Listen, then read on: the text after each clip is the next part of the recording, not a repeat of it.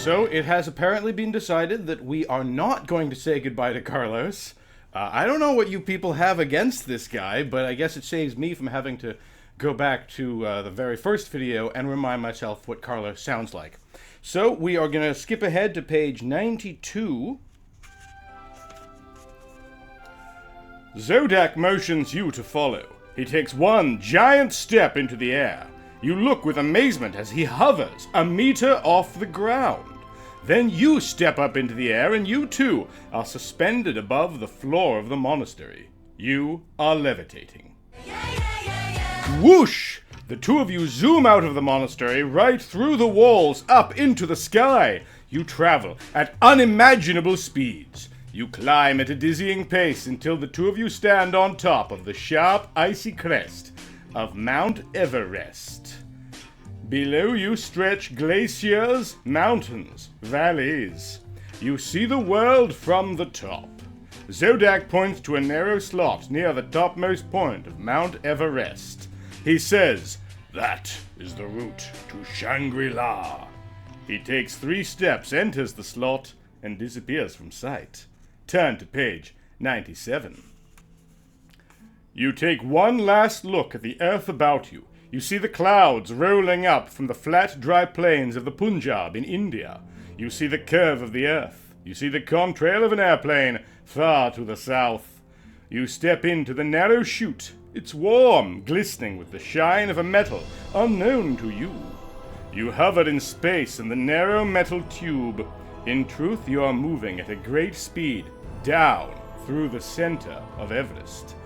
There is a rose-colored glow around you. Where is Zodak? Some guide, you think, leaving me alone. What's next? Turn to page 112. It's gonna be like the center of the earth and we're gonna melt or something.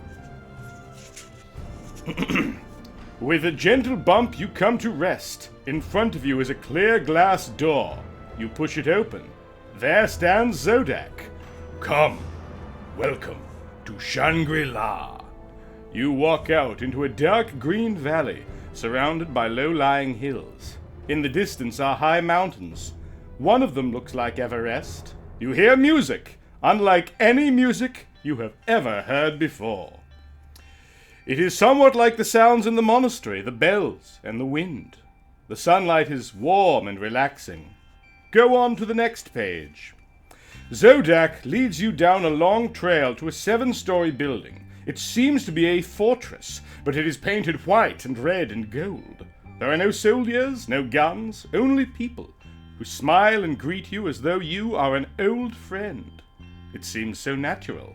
You turn to Zodak and you get a shock. His form has changed. Now he is the mirror image of you. What does this mean? Although you never find out about that, you learn many things as you stay in the valley. You have the chance to try many activities you could never try before, but only what is available in the valley. You learn to be contented within the limits of the small valley. Second thoughts? Turn to page 107. I'm going to go back a little bit. One last chance. Is that it? Is that what you want? Okay. You're on. Out of the Valley of Shangri-La and back to the real world. Is it different? Can you do whatever you want? Can you fulfill your dreams? Can you enjoy your life completely? Or must you be content within limits? The end. Well, that's a thought-provoking way to end the story.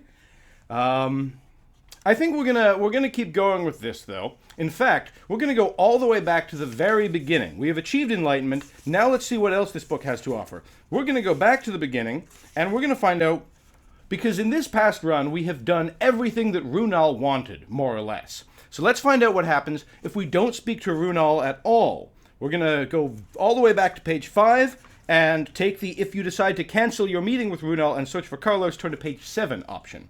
No Ronald in this next third run. Oh, I'm wrong. You telephone Mr. Ronald at the Foreign Ministry.